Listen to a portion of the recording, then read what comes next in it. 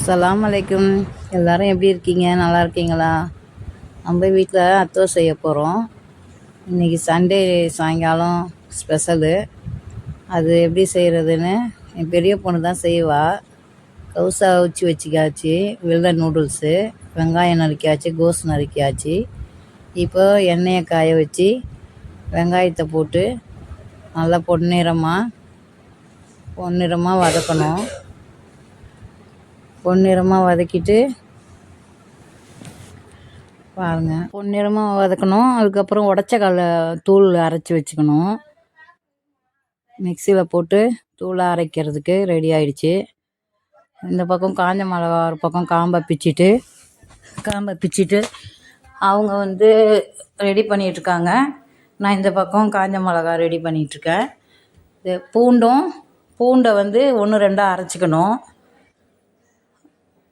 உடச்சக்கல்லையும் அரைச்சாச்சு, பூண்டையும் அரைச்சாச்சு. கவுசை ரெடி ஆகிடுச்சி. நூடுல்ஸு இங்கே பொன்னிறமாக வெங்காயமும் ரெடி ஆகிடுச்சி. இப்போ அடுத்தது காஞ்ச மிளகாவை வறுத்துக்கணும். காஞ்ச மிளகா நல்லா மொறுன்னு வறுத்தா தான் தூள் நல்லாயிருக்கும். புளி ஊற வச்சுருக்கோம். இந்த பக்கம் புளியை ஊற வச்சுட்டு அடுத்தது பூண்டை அரைச்சி வச்சுருக்கோம்ல 1 2 அதை அந்த எண்ணெயில் போட்டுக்கணும்.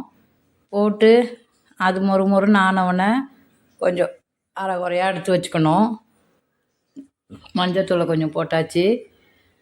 அதுக்கப்புறம் இந்த மிக்சியில் காஞ்ச மிளகாவை தூளாக்க போகிறோம். இந்த பக்கம் பூண்டு ரெடி ஆகிடுச்சி, அதை எடுத்தாச்சு. அதோட இந்த எண்ணெய் நம்மளுக்கு தேவைப்படும். பூண்டு வறுத்த எண்ணெய் நம்மளுக்கு முக்கியம். இந்த பாருங்கள், அத்தை பண்ணைய தேவையான பொருளுங்க எல்லாம் ஒரே இடமா ரெடி பண்ணி வச்சாச்சு. லெமனு, கொத்தமல்லி தழை, பூண்டு காய்ச்சின எண்ணெய், நூடுல்ஸு, பச்சை வெங்காயம், வறுத்த பூண்டு எல்லாத்தையும் ஒரு சட்டி, பெரிய சட்டி, அகலமான சட்டியில் ஃபஸ்ட்டு பச்சை வெங்காயத்தை போட்டுக்கணும்.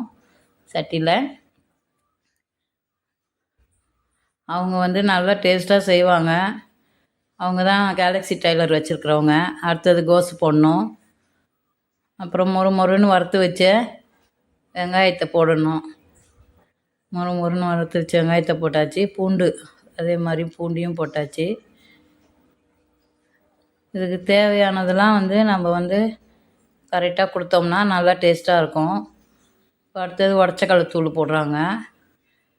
அது போட்டு முடிச்சுட்டு மிளகாத்தூள் தூள் பண்ணி வச்சோம்ல, அந்த மிளகாத்தூள் தேவைக்கு ஏற்ப போடணும். காரம் சாப்பிட்றவங்க காரமாக போட்டுக்கலாம். கொஞ்சம் காரம் கம்மியாக பண்ணுறவங்க கம்மியாக போட்டுக்கலாம்.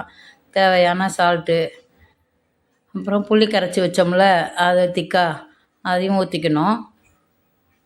இந்த பூண்டு காய்ச்சி வச்சோம்ல எண்ணெய், அந்த எண்ணெயும் போட்டு நல்லா பெனன்னு நல்லா ஸ்மூத்தாக வர மாதிரி பிணைஞ்சிட்டு, அப்புறம் இந்த நூடுல்ஸையும் போட்டு கவுசை சொல்லுவோம்ல, அதையும் போட்டு, ஏன்னா பர்மாக்காரவங்க நாங்கள். ஆனால் பர்மாவில் எங்கள் அம்மா எங்கள் மாமியார் அவங்க தான் பர்மாவில். நாங்கள் அதை பார்த்து வளர்ந்தனால எங்களுக்கு அது செய்ய தெரியும். என் பொண்ணு நல்லா செய்வாள் என்னை விட. அதோட தான் சரின்னு சொல்லிட்டு அவ்வளோதான் செய்ய சொல்லுவேன் எப்போவுமே. கவுசை குழம்பு காய்ச்சினா நல்லாயிருக்கும். ஆனால் கவுசை குழம்பு காய்ச்சலை. ஏன்னா அது கொஞ்சம் வேலை இழுக்கும். இதுவே டிஃபன் மாதிரி செஞ்சிட்டாங்க. இதுதான் அவ்வளோதான், இதோடைய வேலை முடிஞ்சது. பாருங்கள் ஃப்ரெண்ட்ஸ், கலர்ஃபுல்லாக இருக்கும். இது மேலே இந்த மொறுன்னு கொஞ்சம் வெங்காயத்தை தூவிட்டு, மேலே மல்லி இலையை கொஞ்சம் தூவிட்டு, அந்த பூண்டு வறுத்தது கொஞ்சம் தூவிட்டால் சாப்பிட ரொம்ப டேஸ்ட்டாக இருக்கும். லெமன் நம்ம சும்மா அறுத்து வச்சுட்டு அந்த தேவைன்னா புழிஞ்சிக்கலாம் சாப்பிடும்போது. தேவையில்லாதவங்க புளிய தேவையில்லைன்னா புளிய தான். எங்கள் வீட்டில் வீடியோ பிடிச்சிருந்தா இப்போ சாப்பிட்றாங்க. பாருங்கள், ஷேர் பண்ணுங்கள். சண்டே ஸ்பெஷல் இது. இந்த வீடியோ பிடிச்சிருந்தா லைக் பண்ணுங்கள்.